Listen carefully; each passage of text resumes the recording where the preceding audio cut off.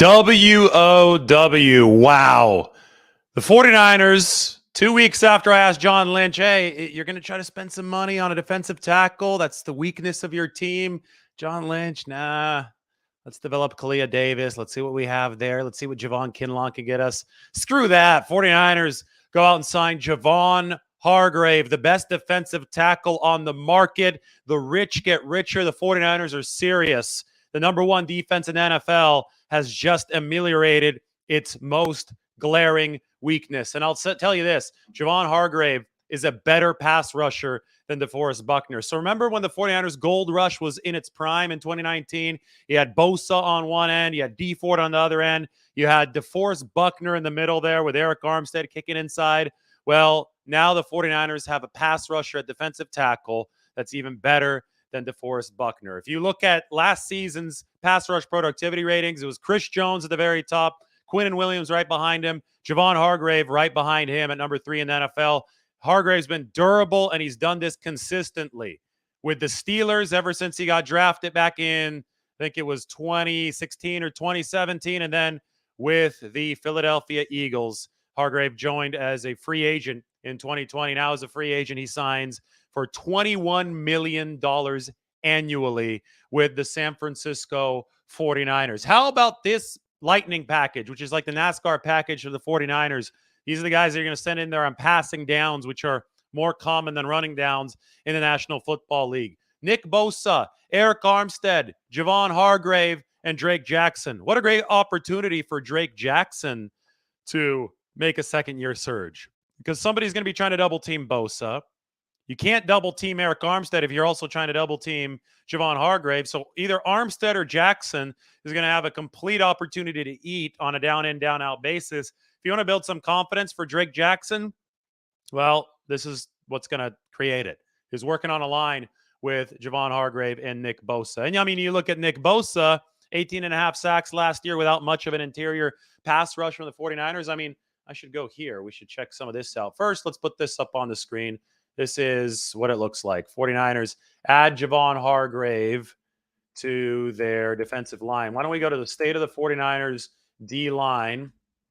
Matt Barrows and I wrote this, and the headline of this piece was Nick Bosa dominated in an overall down year for the defensive front. Well, you could easily see why the 49ers made this move to Javon Hargrave. All right, here's the state of the D-line piece. Check this out.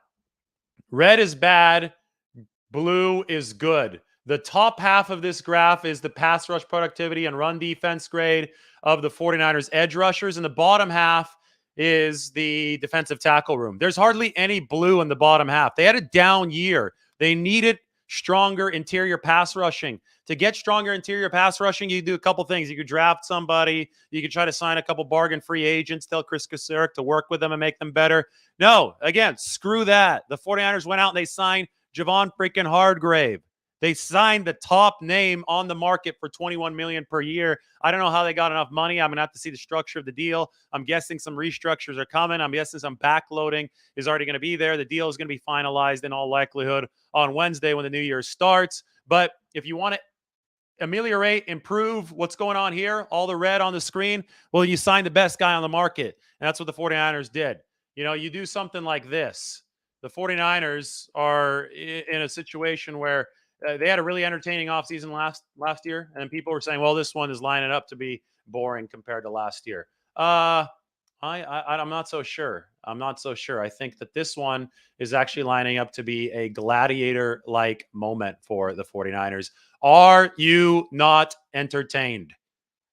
That is this Javon Hargrave situation. Are you not entertained? Is that not why you're here?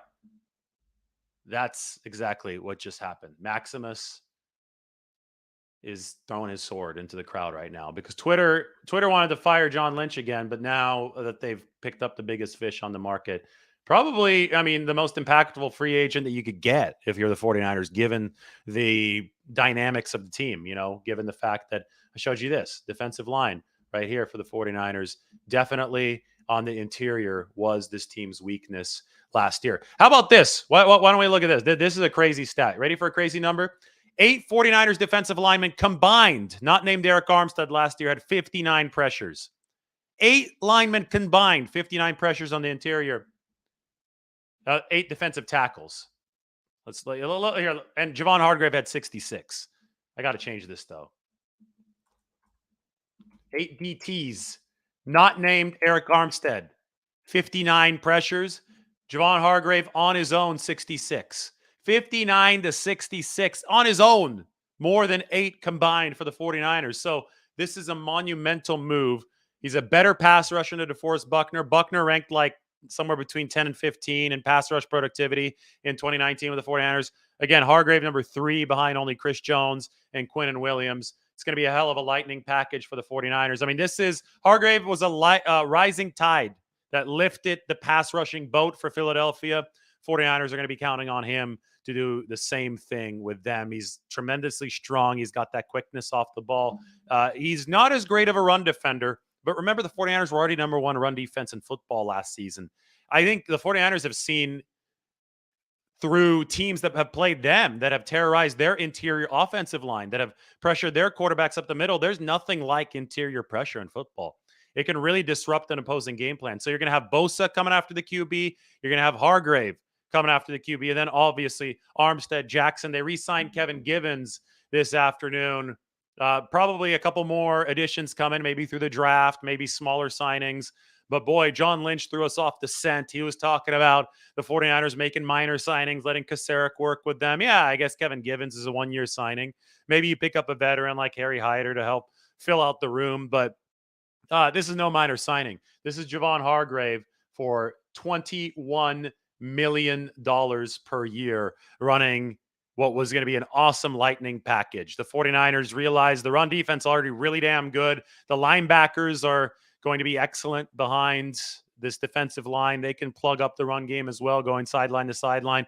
They re-signed Tashawn Gibson on Sunday night, and that means that Gibson was one of the best run-defending safeties in football. We'll see what the future of Jimmy Ward holds. But the run defense of the 49ers is not the issue. They needed juice, pass rushing-wise up the middle, and that is exactly what Javon Hargrave is going to give them. The rising tide that lifted all boats. I mean, hell, Philadelphia led the league last year with 70 sacks. Brandon Graham, Josh Sweat, those guys just feasted coming off the edge. Guess who's doing all that work for them to free them up on the outside? It's Javon Hargrave. So imagine Nick Bosa paired with Hargrave. Look at all the red last year that Nick Bosa had to work with. Bosa's the blue at the very top. No longer, because he's going to have some blue with Javon Hargrave there at the bottom, and that's going to help everybody for the 49ers. And then you could look here. This is a picture of Hargrave. That's a tackle for loss against Elijah Mitchell. That's week 2 of the 2021 season. 49ers won that game. That was the first drive. Hargrave can defend the run, too. He's not as good at run defense as he is at rushing the passer, but that play when he just burst through the line, I think he beat Laken Tomlinson, showed us that this is a multifaceted player who can do a whole hell of a lot. All right, so questions regarding Javon Hargrave, because, I don't want to say this is a Charles Haley-like team move, but it could have a massive impact on the Eagles-49ers rivalry. You take away from the Philadelphia Eagles, had the best pass rush in football, won the NFC Championship, really on the fuel of that pass rush, which injured Brock Purdy. 49ers didn't have a great pass rush last year, but they still had the number 1 defense. Well, you add maybe the key pass rusher from that top pass rush onto the number 1 defense, and you go from one team contending for the NFC title that beat the 49ers in an NFC title game. You take him off that team and you put him on the 49ers.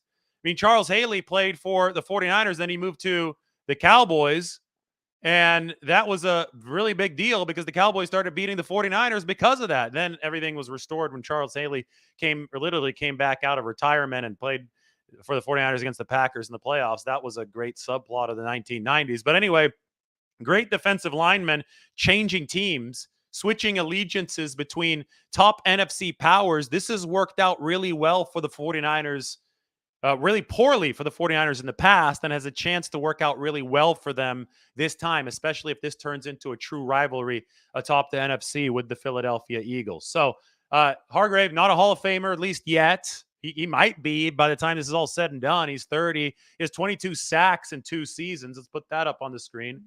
And if this continues, if he puts together a few more years with double-digit sacks, this guy's going to be in line to make the Hall of Fame. I mean, he's on a good trajectory with the past 2 seasons, and playing next to Nick Bosa is going to help. But you talk about history, talk about Charles Haley changing franchises at the top of the NFC. Javon Hargrave is the type of player who has the potential to really cast a big kind of shift in power, if you will. You had to make Philadelphia a little bit weaker because that defensive line was really strong. And you had to re-up your D-line if you're the 49ers to bring it back to 2019 levels. They don't have D Ford anymore, but if Drake Jackson pans out, and Drake Jackson has a lot better chance of panning out now that Bosa, Hargrave, and Armstead are all rushing next to him. If he pans out, this 49ers D-line can rival that 2019 unit, and this team can go back to the Super Bowl, maybe even win it this time. I talked about how the 49ers needed to build a team to challenge Patrick Mahomes. A 4-man rush is what's going to challenge Patrick Mahomes.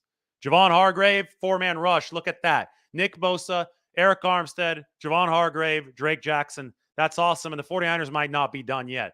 We'll see. They're going to have to do some cap gymnastics if they're not done yet. But actually, Tim Kawakami tweeted that they're not done yet. He's heard something. He doesn't know what, but he's heard something coming still down the pipeline for the 49ers. So I'll be here all day. I've been here all day. I think I've been talking to you for hours. You can watch all the other stuff. I was out at lunch getting a burrito when they signed Hargrave. Then I talk more about it. Now I'm talking about it now. Coming on KMBR in about 15 minutes, by the way. Someone have to end the video at that point.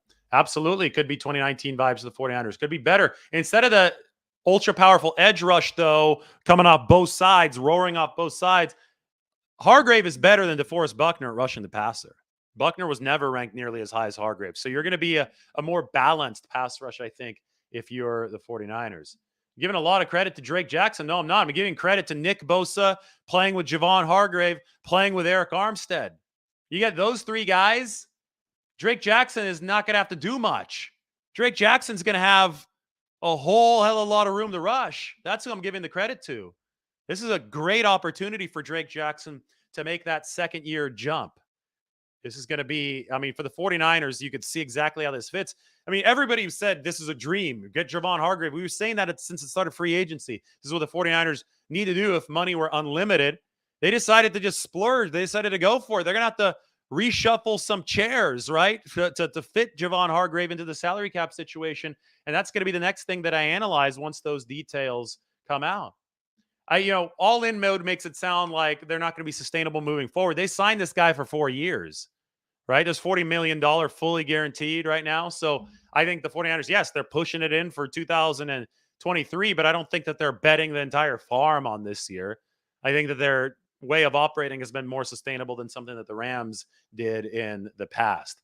Secondary moves? I don't think so. They already re-signed to Sean Gibson. Maybe bring in another corner. Maybe bring in a slot corner. They looked at Trey Herndon today. Looks like we have some Jimmy Garoppolo details, by the way. Adam Schefter. No, this is from Aaron Wilson. 3-year deal, $48.5 million, $45 million guaranteed, $11.25 million signing bonus. So he's got some guaranteed for injury and some fully guaranteed stuff. I'm going to have to break down this Jimmy Garoppolo deal for the Raiders. So it's going to be 48.5 in totality over the 3 years. Somebody said, so I guess there's going to be some, if it's 3 years, 48.5, that doesn't make much sense. Because earlier we had a 67.5 number, right?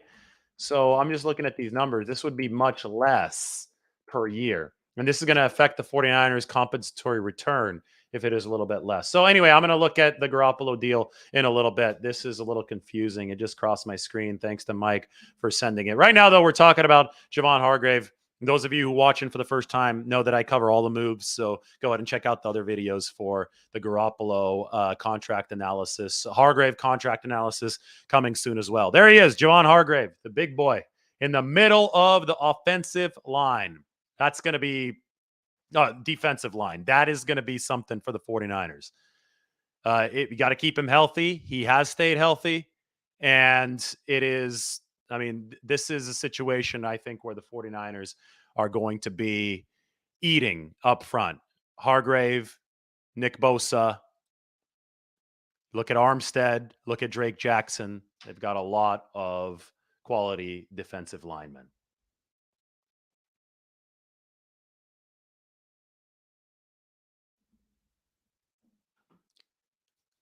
You got quickness and man strength from Javon Hargrave when you put it on tape. And the 49ers have seen it, obviously. They played the Eagles twice over the past 2 seasons. Oh my, the Bears are signing Tremaine Edmonds. The Bears spending as much as we anticipated they'd spend. They're going after guys. They didn't sign Mike McGlinchey, though. He went to Denver. Jimmy Garoppolo, by the way, getting some more information, is 90,000 per game active roster bonus and 90,000 per game active roster bonus and a 1.5 million annual playtime playoff incentive. That's a heavily incentivized deal for Jimmy Garoppolo. That's cool. I'm going to go check that out here in a little bit, but let's talk more about Javon Hargrave. Maurice says the 49ers need a run-stopping defensive tackle. Well, Armstead's good at that, so you have him there. But I think that the 49ers aren't done yet. I think, you could get a run stopper for cheaper. You can develop a run stopper. They were number one in run defense last year, so it's not like this defense was a major problem against the run. That's why they're focusing on the interior pass rush.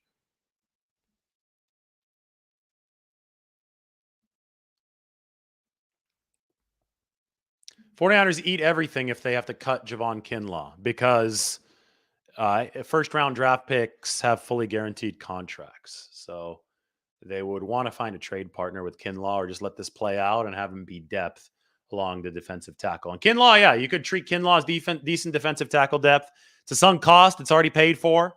One more year under contract for Javon Kinlaw.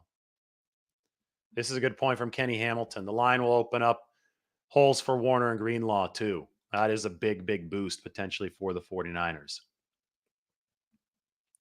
Caleb McGarry from Atlanta possibility. Well, if the 49ers aren't done yet and they're making one more bigger move, yeah, but that would cost a lot of money. It's going to cost $15 million at least per year. McGlinchey went for a little over 17, so I think that'd be tough for the 49ers.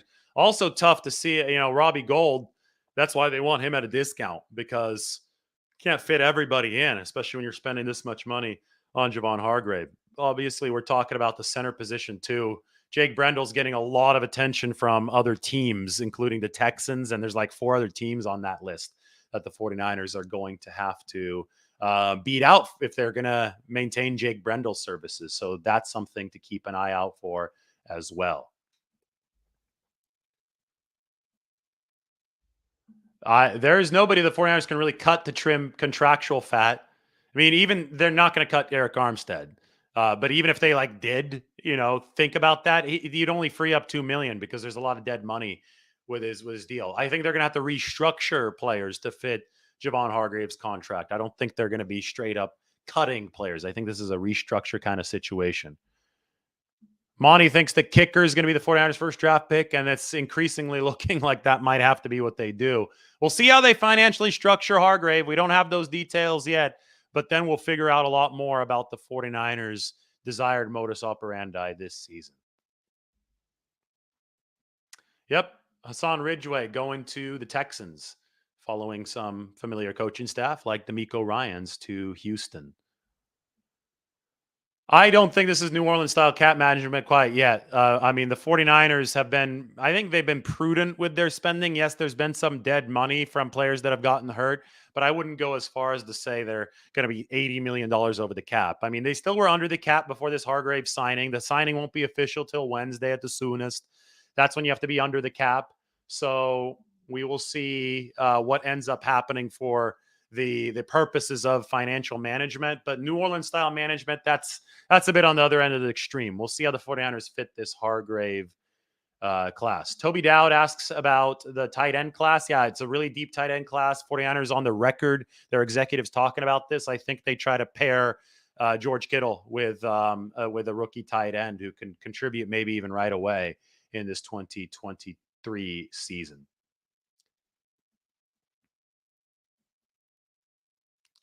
Free agency not done yet, guys. This is just the first day of the tampering period. 49ers have officially announced the signing of Kevin Givens. That's for $2.1 million per year.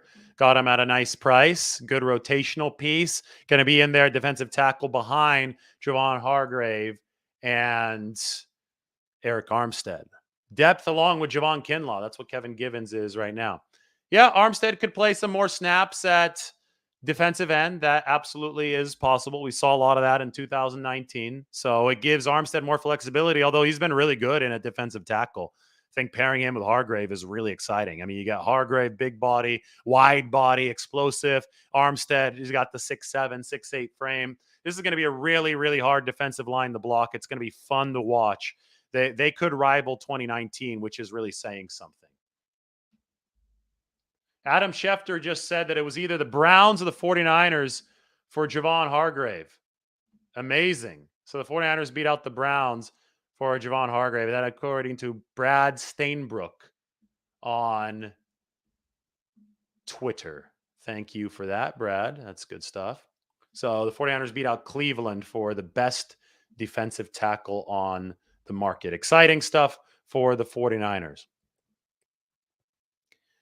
Armstead, I think, yeah, somebody's saying he struggles against the edge. I think Armstead is better at defensive tackle. I think he's a really good defensive tackle. That length gives shorter guards a lot of trouble.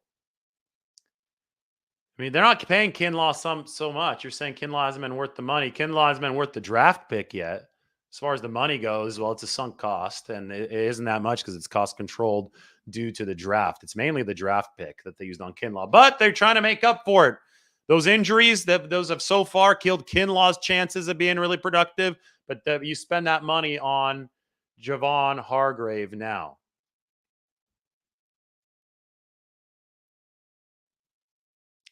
Somebody's tweeting, and Mike K tweets that the center market isn't paved with gold right now.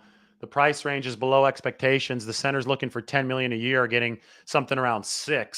But Jake Brendel wasn't expecting $10 million a year. He's expecting a little less. He might be in that little middle tier that's dragging the price down for the more upper tier guys, since he's only started for one season.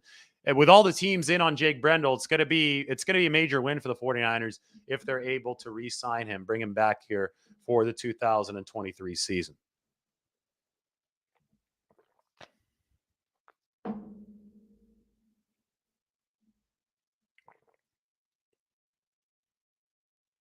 The agreements are not final yet. No, they won't be final until Wednesday. They can't be final until Wednesday. Let's put it that way. New league year doesn't start till Wednesday. This is just the legal tampering period.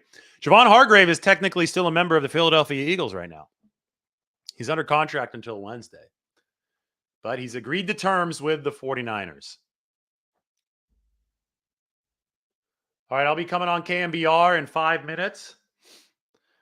So we'll run this show up until then, but tune in to KMBR on the radio. Going to be on with Greg Papa and company in about 5 minutes as we talk about Javon Hargrave joining the 49ers. The rich get richer with Javon Hargrave. 22 sacks in 2 seasons. Rising tide that lifts the pass rushing boat for the 49ers. That lightning package is going to be really, really nice. Bosa, Armstead, Hargrave, and Jackson. 8 49ers defensive tackles, not named Eric Armstead, 59 pressures last year. Javon Hargrave alone, 66. He's a better pass rusher than DeForest Buckner. This is a chance to be a golden era for the 49ers pass rush. Going to be really good stuff. You know, I'm going to take this right here. It's a good, the graphic or the 49ers defensive line. I want to take this and toss it up onto Twitter. I think people should enjoy this. Make this bigger up on the screen for you. A lot of red in that defensive tackle room, but the 49ers will be able to change that, or have a good chance at changing it, with Javon Hargrave now in tow.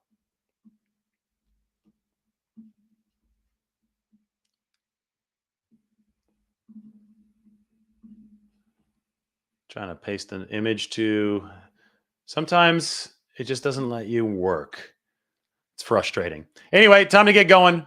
Javon Hargrave is a 49er, better pass rusher than DeForest Buckner. 49ers really have a chance to take this pass rush into overdrive. Like the video, sub to the channel. More analysis coming very soon. Everybody take care.